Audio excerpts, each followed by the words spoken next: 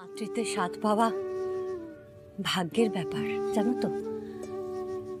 আমি হয়তো খুব ভালো মা হয়ে উঠতে পারিনি শ্যামলী।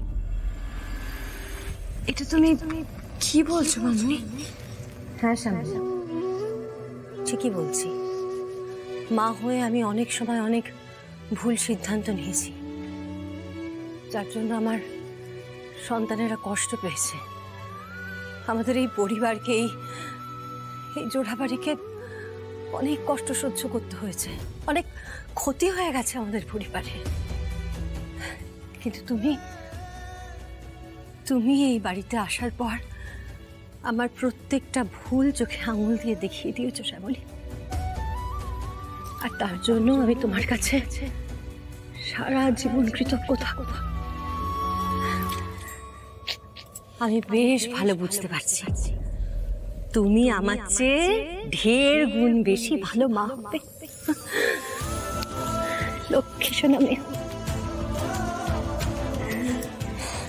মা তো মাই হয়, মায়ের আবার ভালো খারাপ থাকে নাকি? সেই কত ছোটবেলায় আমার মা আমাকে ছেড়ে চলে গেছিল, তারপর থেকে তো আমি তোমার মধ্যে আমার মাকে খুঁজে পেয়েছি। তুমি এত ভালো বলেই তো অনিকেত, কিঞ্জল, রোহিণী দিদি এত ভালো মানুষ হয়েছে।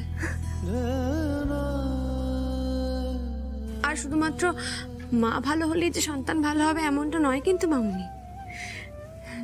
একটা সন্তানের বেড়ে ওঠার জন্য, ভালোভাবে মানুষ হওয়ার জন্য পারিবারিক শিক্ষার গুরুত্ব অনেক বেশি। তাই আমি চাই আমার সন্তান এই পরিবারের মাঝে বড় হোক।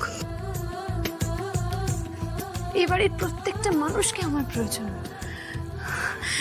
প্রত্যেকের সাহচর্যে আমার শিব বড় হবে।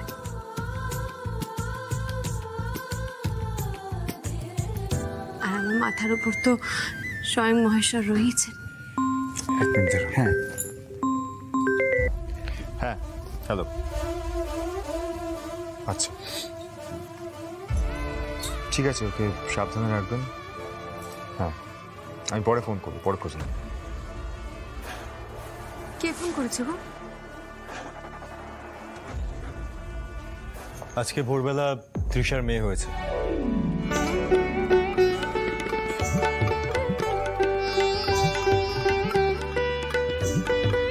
একটা ছেলে একটা মেয়ে, বাড়িতে যদি দুটো বাচ্চা থাকতো কি মজা হতো না?